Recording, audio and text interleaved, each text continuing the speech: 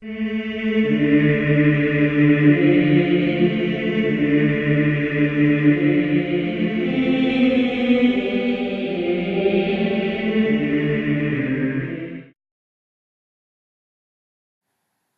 this is Father Jack Nolly, and I am a Catholic priest, a missionary of Our Lady of La Salette, and I have been a priest for just a few months, less than 50 years.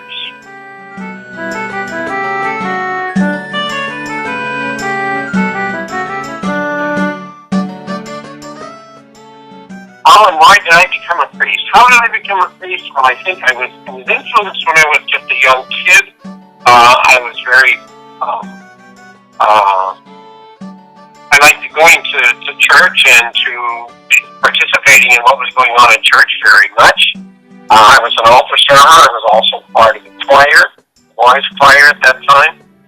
And we had a priest in our parish who was very, very good with young people.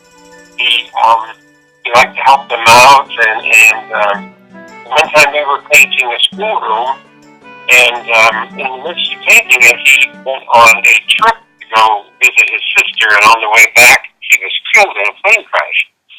And I was just a young kid at that time in 4th grade, and I said, I think I am going to replace him. Somebody has to, so I think I'm going to do it. And that idea stayed with me for a long time, and then later on, when I was in 8th grade and trying to find out where to go to high school, I decided to try the seminary. I went to the seminary, to the La Salette Seminary, and I liked it very much. And I went to their college, and I liked that also very much.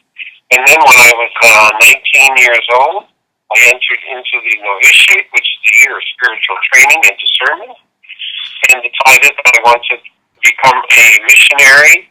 And so I made my vows and became a La Salette missionary. After that, it was my years of study in philosophy and in theology, both of which I did over at the Gregorian University in Rome.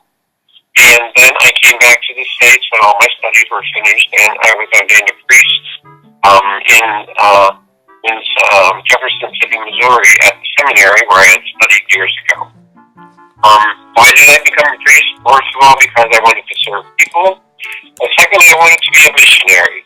And so I joined the missionary congregation, and that led to what I was going to be doing for the rest of my life.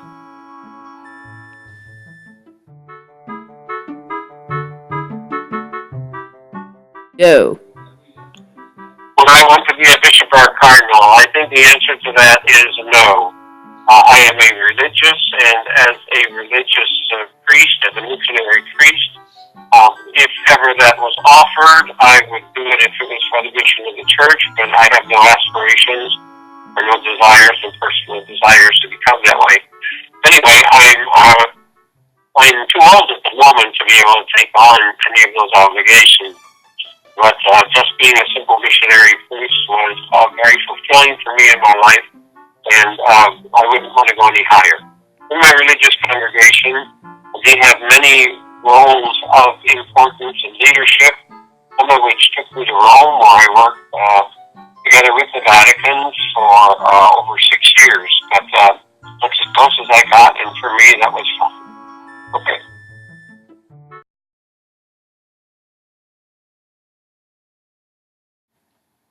I don't know really what hard things there are about being a priest. There are a lot of things about being a missionary priest that are very difficult, because in many ways I was called to leave my homeland, to leave where my family was, to go out and spend a lot of time with people who almost knew nothing about Jesus Christ and trying to bring them the gospel.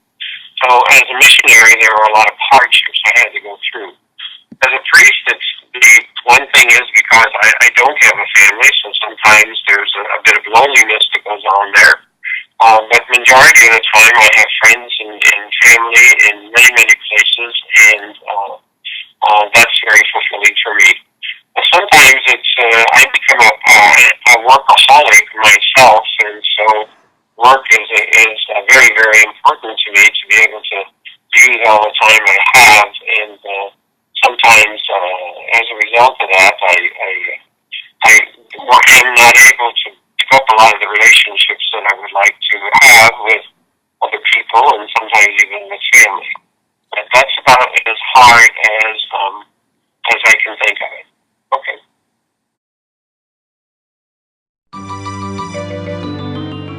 Joe.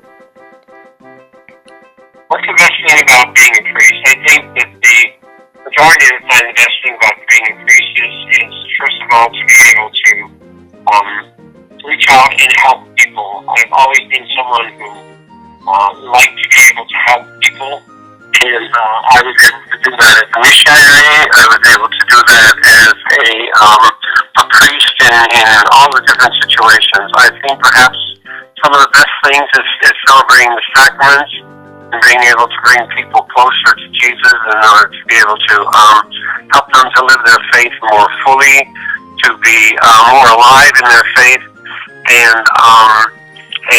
keeping always the Jesus gave to us to go out and bring the good news of the gospel to people, especially to the poor, to bring that gospel to them. So that's been the best part of my being a priest and a missionary.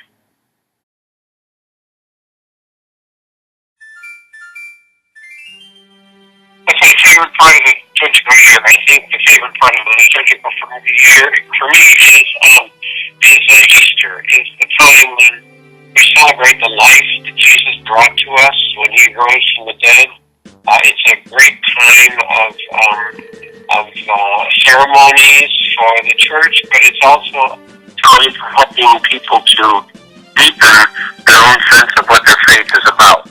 And the Paschal time, of course, includes the time of Pentecost, when Christ gave us the command to go out and bring that good news of the gospel to people everywhere. A lot of times we hear people say, keep the faith, but Christ didn't give us our faith so that we would keep it for ourselves. Christ gave it to us because he sends us out.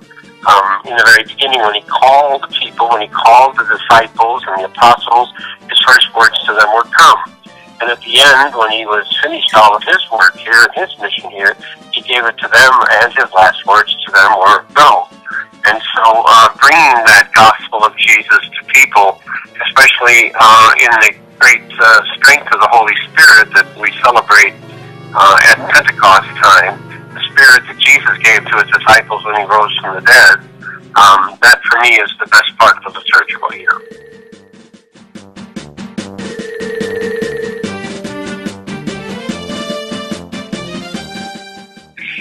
Did I meet the Pope when I served at the Vatican? Yes, I did.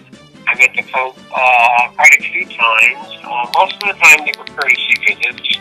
Most of my dealings at the Vatican had to do with different offices and organizations. There was one time when I was able to meet Cardinal Ratzinger, who later on became Pope Benedict XVI, when I had some work in his office. And I met John Paul II quite a few times. I was privileged about 5 times to be able to say Mass with him in his private chapel up in the Vatican.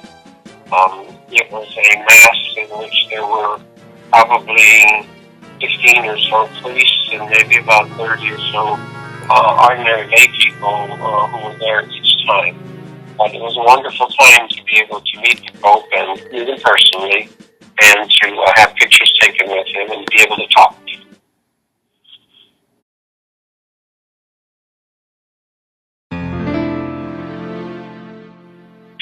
The best part of being at the Vatican,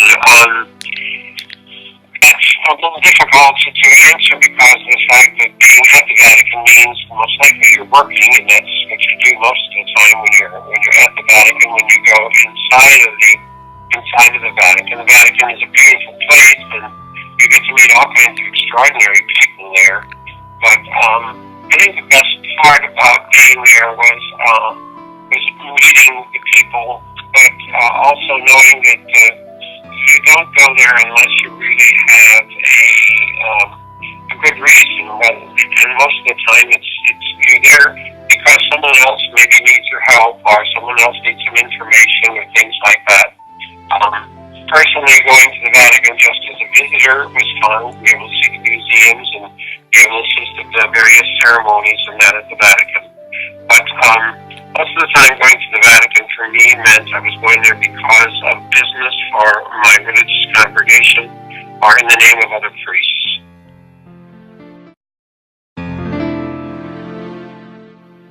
Okay, when I first was ordained a priest, we still said Mass in Latin.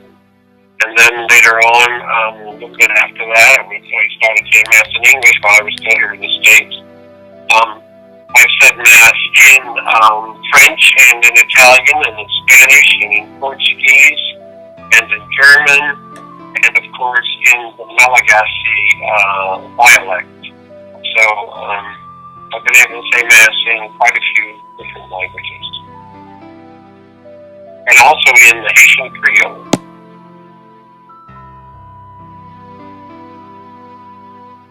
I guess that's about it. But